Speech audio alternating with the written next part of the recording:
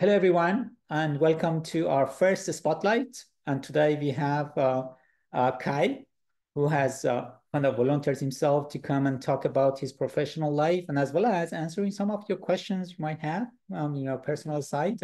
So I host this and I'm going to go and ask some good questions today. And it's going to last maybe just 15 minutes, if you don't mind, Kai. So to start with, give us a little bit of overview of what you've been doing in your professional life.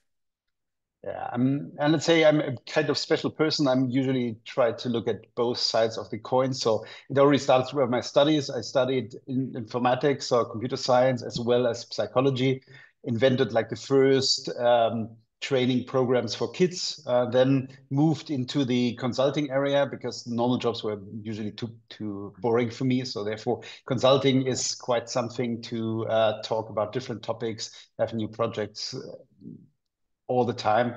And over the years, also that became a bit boring. So the next challenge was the company which I founded like 10 years ago. It's called Seclous. And this is all about information security to simplify the whole security topic and to regain control of our data. And I'm the managing director of the company since then. What was the year you founded this? 2014, so 10 years ago. Yesterday, we celebrated the 10th anniversary.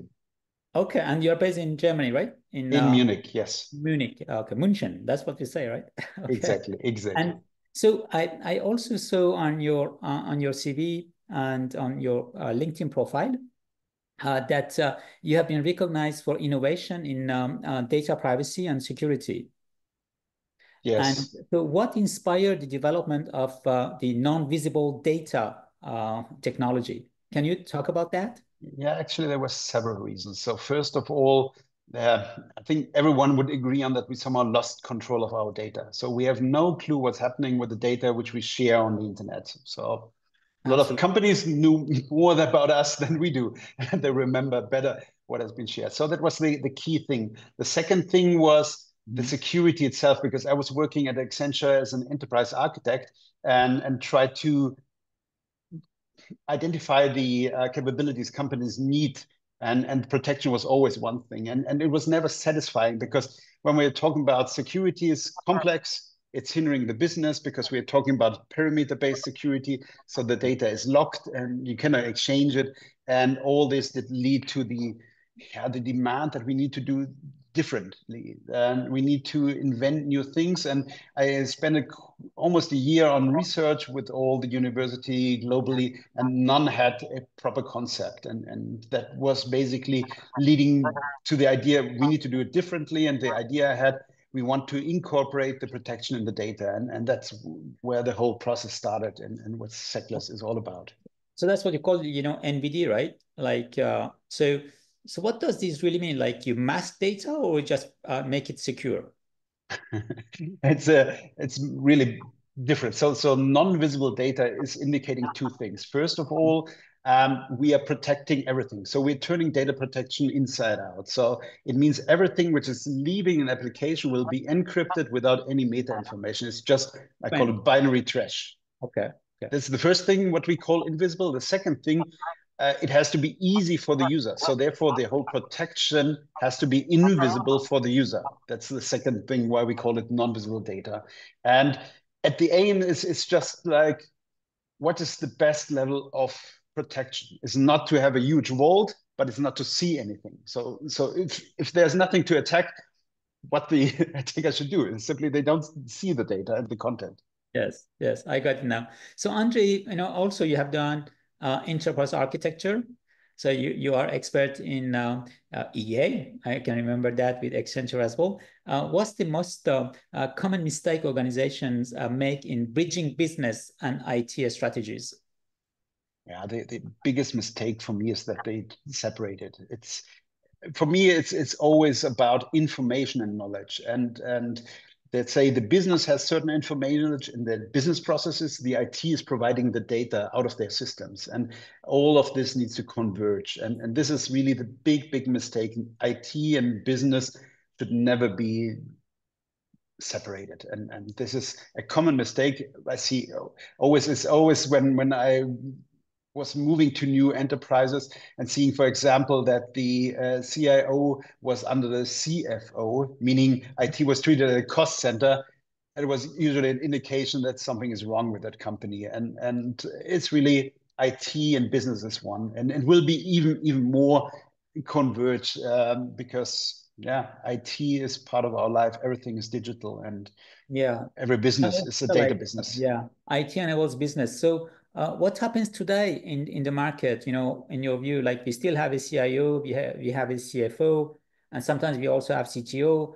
How do these functions like communicate and make this kind of bridging happen? I'd say that's the difference between good and bad companies. In a good company, everything is really talking to each other and exchanging information. It's often this was also something which I led at Accenture, looking at the value. The value realization is more important than the cost, because you always need to invest first, and then the outcome is what is important. And this is what companies often forget: the value for them.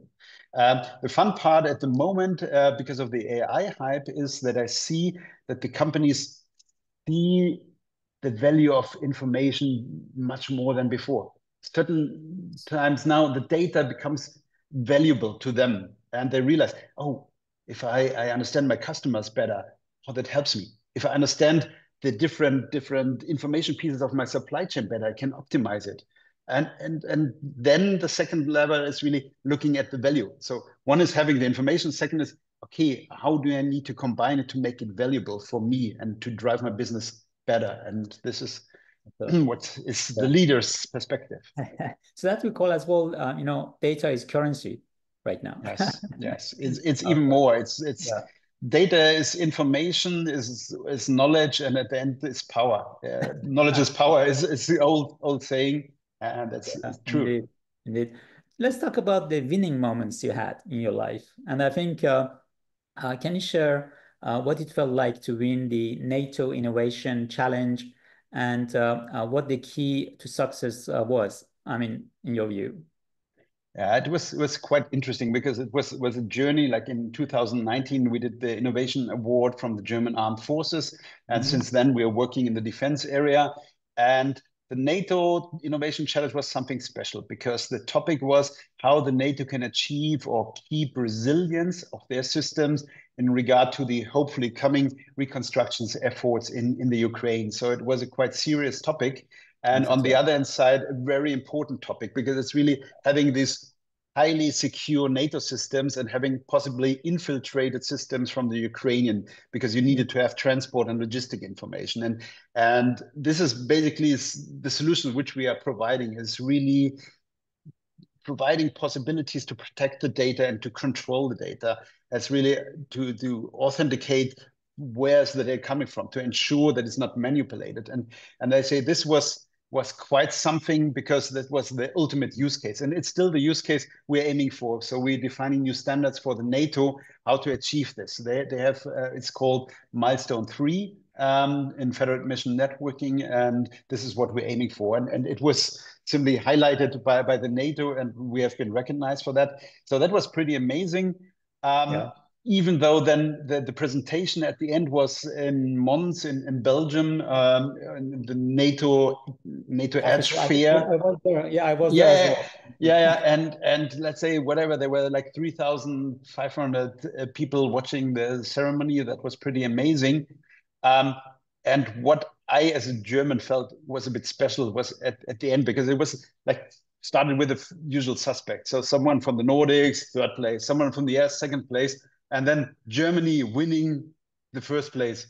And you really, everyone in the audience was like, Germany, this is the topic. How can Germany win that? And this was really weird. On the other side, I was pretty proud, of course. On the other side, it was a bit depressing to see, okay, what is the feeling that people have about Germany and digital topics in the world. And this has to be changed. This is also part of my mission. That was also, I just was in the US for 3 weeks, and there it was pretty obvious how advanced we in Europe, and especially German, are in data security topics. So, but this has to come into the mind of the people. That's amazing, and thanks for sharing this. And then on the data privacy, where do you see the future of data privacy in the next 5 years, especially with these emerging technologies, such as AI and blockchain? Yeah. It's a bit depending of how successful we will be, but I'd say what I see is that this perimeter-based security has to be wiped out, because I compare it usually with the egg. Perimeter security is you have the egg and you have the shell surrounding the egg. It's somehow protected, but it's quite fragile. But now, as we have all these systems exchanging data, exchanging information, we're drilling a hole in the shell. So it's just a matter of time when it will break. And to reverse the process, we need to hard boil parts of the egg. We need to start integrating the protection in the data, have much smaller entities which are protected, because that's the only way how to combine interoperability, data exchange with security. And this is a fundamental change in this whole world. And as mentioned, since 2019, we're working in the defense area, and the result at the end is a cloud, which is a public cloud where all the data is there, but the data is protected. So you don't need to trust your providers. You don't need to trust the network. You don't need to trust anyone, because the data itself is protected. You are in control what data is used for what purpose. That's why we also call our access control purpose-based access control. I can define that whatever an AI server is able to use certain kind of data which is available freely, be able to decrypt it and to use it. And this is completely different to what we have so far. We have to have kind of open and controlled data. And this is for me the future, completely different to what we have now. Yeah, I've seen this as well elsewhere, like Salesforce was talking about the trusted layer, trusted data layer. And I think that's actually articulating what you also shared with us here today. So one thing on the leadership side, Kai, as you are the CEO of your company, what has been your most valuable lesson in leading a tech company? Valuable and painful. I'd say, it's probably because I'm sometimes a bit too visionary, that I really needed to learn that everything takes longer than expected.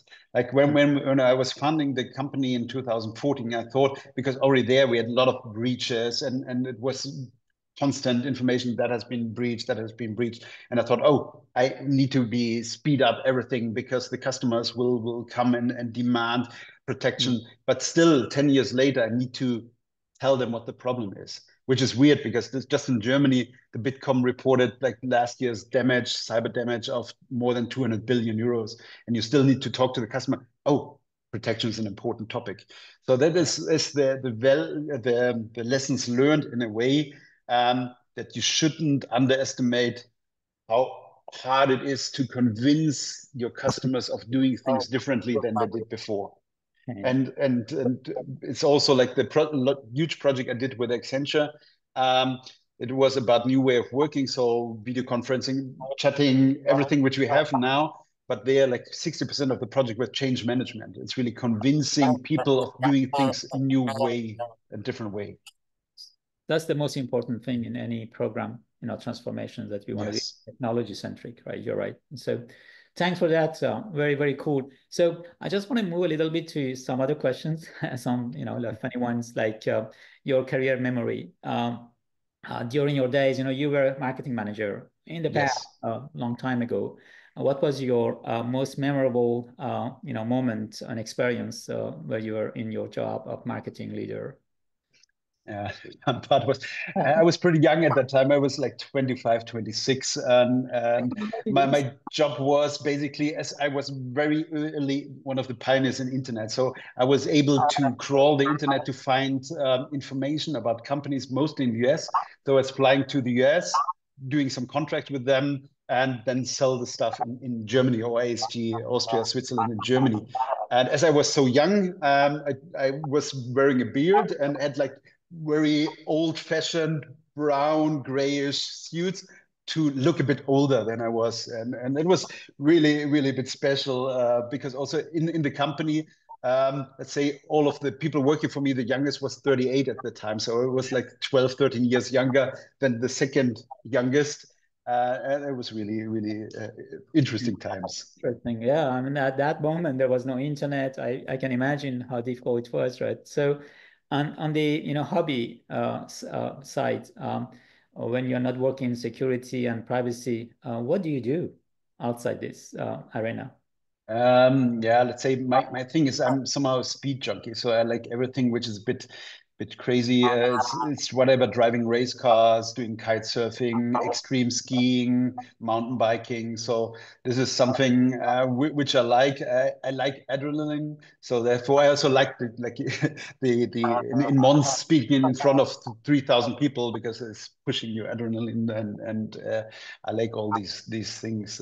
But it's mostly kite surfing is my Ice hockey. beloved, it's my beloved Do you sport. play any strategy, like chess or anything else? No, probably I have to think so much in work that I don't have to spend that. So, even Okay. though my son started playing chess, and I thought, okay, maybe even though I'm an old guy now, maybe I should start playing chess as well with him. Like that. So, if you could be a superhero, let's put it this way, focus on data privacy, what would your name and superpower be? Think about it. That's a difficult question. So when talking about privacy, what I would like to convince the people how important it is. Because when I talk to people, it's often that they say, my data is not so important. My data is not so important. But we forgot that because companies or governments are collecting all that data about a certain person, that they can manipulate yourself. It's advertisement is the fun part of it. It's just all about money, but also your electing behavior, whom you're interested in, and we are easy humans. That's I studied psychology, so therefore I was always interested in how easily you can manipulate people with just certain sayings. And with all that information which is there because of not having privacy, it's something and really to enlighten the people to see that this is really an important topic. That would be something. Yeah. Mm.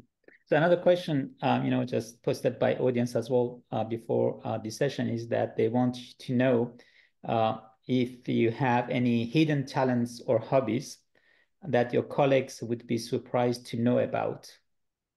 It's like the sports a bit before. It's I remember once I was going with some friends. We did drove to France, and I had a convertible at the time.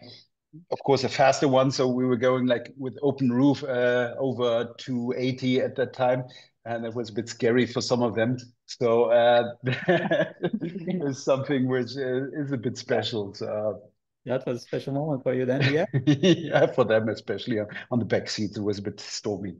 Okay, so maybe like just interesting career, Kai, for you as well. And I think I'm going to finish with one word. If you had to describe your career journey in one word, what would it be and why? Yeah, definitely roller coaster. So I think that's the best. It's an up and down. It's constantly something where you achieve a lot and then certain things don't work. It's probably I need it because, as mentioned, I'm bored easily. So therefore, I need to new topics, new challenges, and I always want to invent something new. And this is providing you up and downs. So if you convince people or get a new contract signed, it's amazing. Then whatever, if the customer needs to decide half a year, especially in the public space, it takes ages sometimes even though everyone is convinced just to sign something, it's then depressing, especially if you have a bigger team, which you have to pay every month. The customer is too slow. It's really up and downs, but I like it like that. And it's always the important thing is that it's an opposite roller coaster that it's moving upwards all the time. But that's the amazing That's a thing. good one. I like it. And I think it corresponds to what you have been doing so far. And thank you very much, Guy. I think that I appreciate it. And you were my first member, Spotlight. And I think we will continue this with many others. So in the meantime, have a great time and auf Wiedersehen. Thank you very much. Bye Bye bye. bye und tschüss. Take care. Cheers. Bye.